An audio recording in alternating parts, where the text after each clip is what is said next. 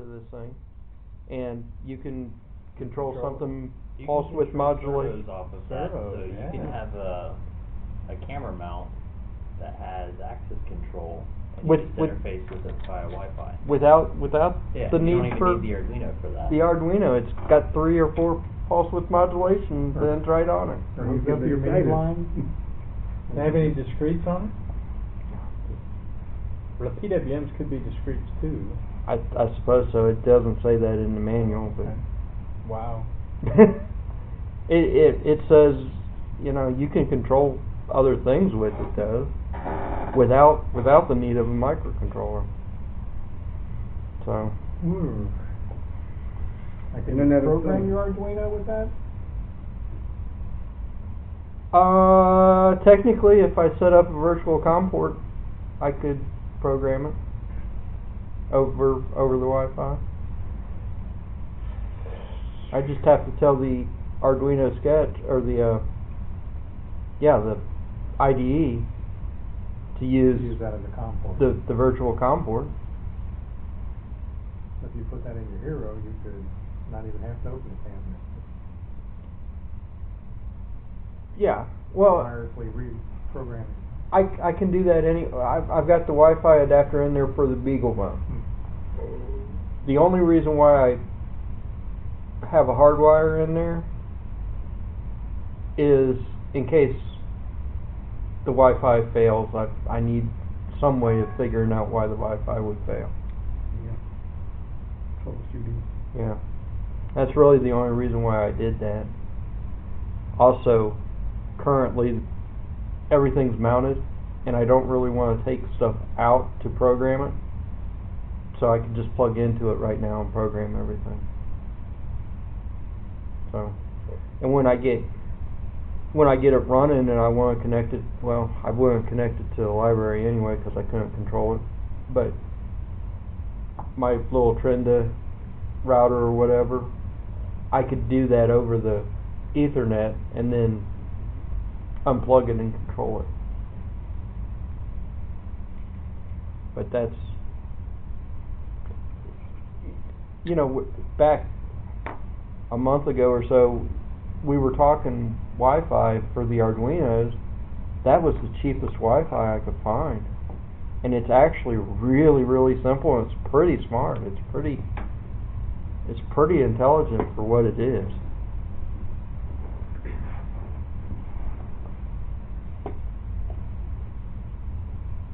That's got to use an antenna. Oh, it came with the antenna? It came with the antenna. Okay, I thought you just pulled that off some router. No, Extra I looked specifically because it uses those little tiny things. I looked specifically for the one that had. I paid an extra $1 for that antenna. You are a big spender. I am. I'm telling you. I'm crazy. Who is that man? I went insane. But, so I could set, you know, that's the Wi-Fi code, that's the SSD right now. I could change that to whatever. I could tell it a different channel to use. Right now I'm pretty sure it's set for auto select. Yeah.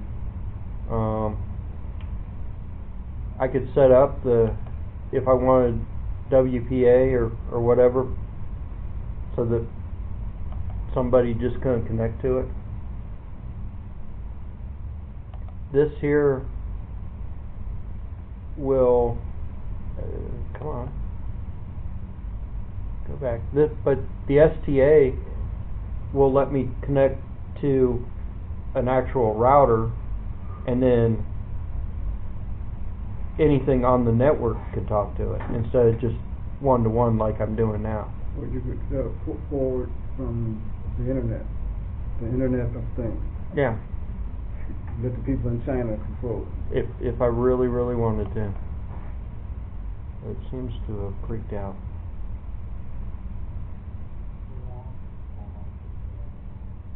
It's connecting. Yeah, okay. Yeah. Lost its connection. It's lost. Probably got a timeout on it or something. But I was playing around with this thing at the house. It's really amazing, that little teeny tiny chip. $12. Come from China. Come from China. Took forever to get here. So there's no reason why any device should be, any processor should be deprived of wireless IP. If you find the right company, they'll take that and they'll build it into the little board for you. You know, that Spark core that's got the Wi-Fi built up, I bet they're using something like that. Because that Spark core is only $45. How can they afford to give you Wi-Fi if everywhere is Wi-Fi, everything else Wi-Fi is expensive? So, look, I'm connected to the library again because I unplugged myself. But that was- Everything's gonna have Wi-Fi chips on it like that, everything. Well, eventually. It'd be worse than Bluetooth. I've got Wi-Fi in my ear. Can I help you? And you have a little, couple chips on your head here. It's coming. That's what I need. Does that have any inputs on it? Or just outputs? It's got an RX and a TX on, Okay. so I can send data back or receive data from, but it doesn't have any. Do you think you could, it's RS-232 data, not USB. Yeah, it's TTL level RS-232s. So, It'd be nice if you could plug a webcam into it. yeah, I don't see that happening. Not enough bandwidth? I kind of doubt it. You could do It RS-232 does. remote I/O or I2C. It's B, G, and N, Yeah. but it's in the 2.4 gigahertz band. Yeah, I mean, anything needing speed, I think you can rule out I2C. Yeah.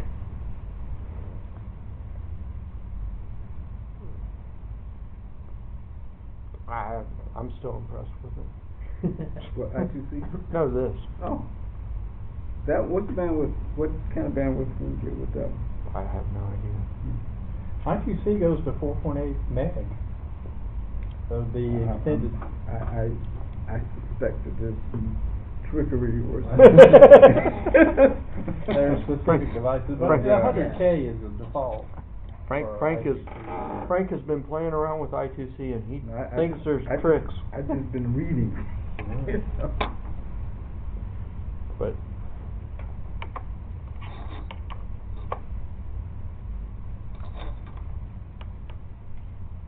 Yeah, that would be way cool for remote I/O. I set it to 9600 because I just happen to like 9600. It was set up for 115. 115, Yeah. 115. Pretty much everything is. Yeah, it's too fast. I don't want it that fast. But today, if you ever mess with 9600, that's a lot of data, buddy. You can't keep up with 9600. Somebody's pumping something down a pipe at 9600. You're not going to read it. That's too fast.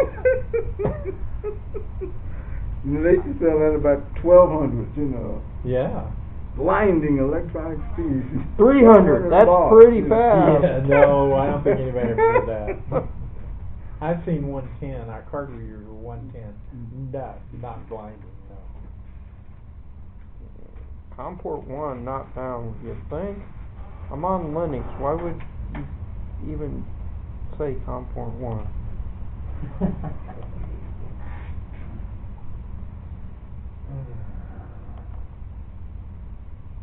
Go for me too.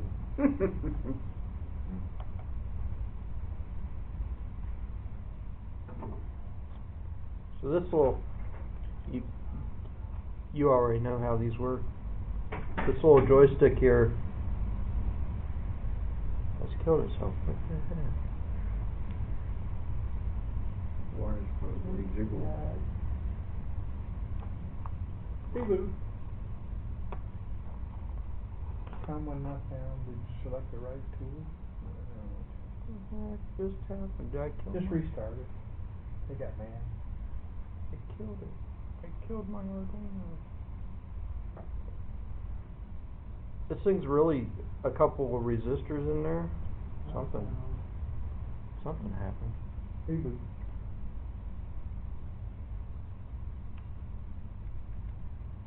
And it's reading a couple of analog pins. I mean, that's really all it is. You see that magnifying glass on the dark green bar on the right side? Uh-huh. That's also the serial monitor. Oh. Don't know if you knew that. I didn't know that, but... So, you see, when I move it up and down, the numbers change. So it is variable? Horizontal? 24 resolution. Yeah, it's... Okay, what is center? 0, 0? What is it here? It's like, 0 to 1024. yeah, it's like center is like 522 and 522. Or somewhere relatively close. Okay, so it's halfway. And then it's got a push button, so that's where it says Cool. not Yeah. present. Yeah. So you got to figure out which is up and which is down. And when you go up, the number goes up. When you go down, the number goes... Come on, wires. The number goes down. In both. So, like left and right, the number would go up and down. It's a couple of variable resistors that all you're doing is changing the resistance. And a couple of analog pins. And then the switch is a digital pin.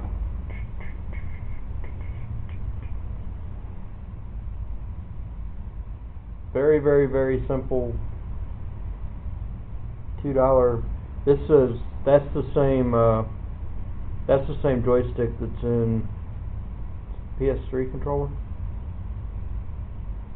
So it's a decent joystick. I don't know where your joystick came from. PSP. PSP. So, and his joystick's going to work very, very similar to it. I don't know, your numbers may be different. Those It was like, resistor values may be different. I think it was like 800, maybe. And on the resolution of the A to D converter. Yeah. Does it send analog to the microcontroller? Or is it digital going to the microcontroller? Variable voltage. Yeah, it's sending the voltage, you know. It's Zero just to reading 5 volts. the voltages and coming up with some funky numbers. And then we would use those numbers. Oh, okay, that's 12-bit. 12-bit? 1024? Yeah, is that 12-bit? 2, 4, 8, 256, 512, 1024 is 2048 would be 12 bits, so it's 11? 11 bits. 11 bits.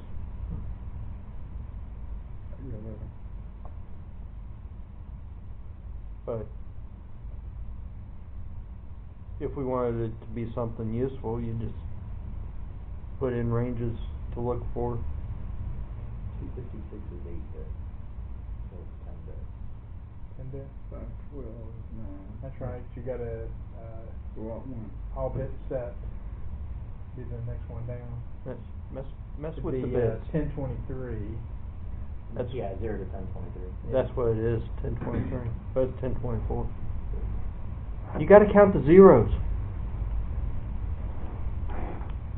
And there's a Good function question, with okay. Arduino. You can map that 0 to 1023 to 0 to 100 if you wanted to. Yeah. Yeah, there's a scaling function on a lot of the stuff we take. It's easy to use. It depends on what you want to do. Yeah. because you just set up your, if you know your numbers, if you know what your normal is, and you know what your highs and your low is going to be 0, or That's exactly what they do in this Theremin thing. Yeah. Is they have use a scale it, tell them what the numbers are for the input and what the numbers will be for the output. Boom, Yeah. done. Does that make noise? It makes noise. you're up. I'm up? Okay. Here's the Theremin. Here's the noise. It's a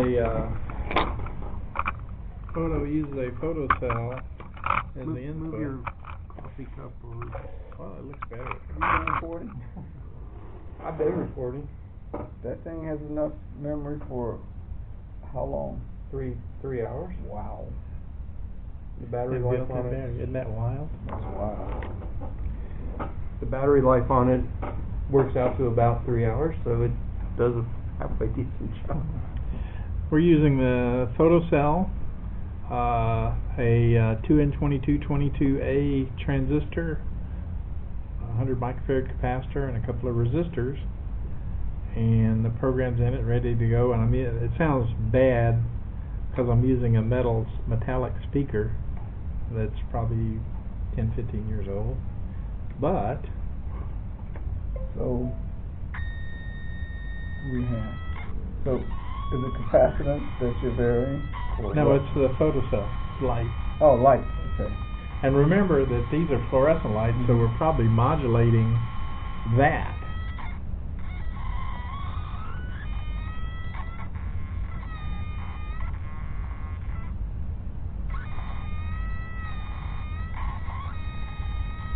So these things sound, I hope better if they had a regular acoustic speaker on it. You don't have that one speaker I gave you with the CD. I got something. Maybe you don't have anything on. No. But you If can you find had this it, on we the Try it. this project on the internet. It's Make is one of the Geiger site counter. names. Geiger counter. It's a Geiger counter. Yeah. It's reading the light and it's making that sound.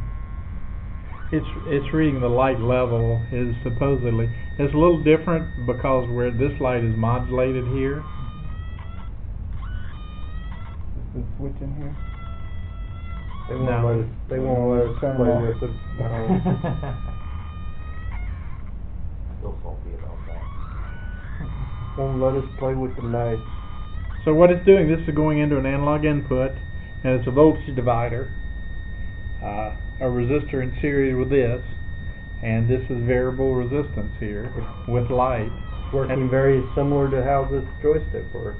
Yeah. Yeah. And this varies from like 950 to 850 to 950 ohms, or 850 to 950 on the A to D converter. That's the numbers I get out. So it scales it based on what your voltage in versus voltage out, frequency in, or voltage in versus frequency out. If you didn't use your hand, it's the same thing. I'm just thinking about the different filtering. Suppose you use something else other than your hand. Something else other than my hand, like a piece of paper. Yeah, piece of paper. It's strictly, this is a photosensitive device. It's a variable resistor. Okay.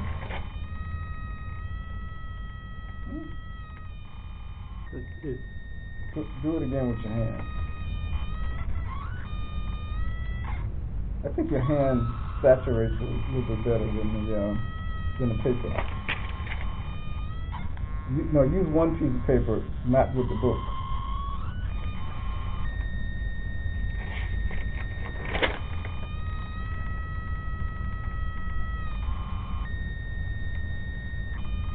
Instead of sound variation. Doesn't saturate.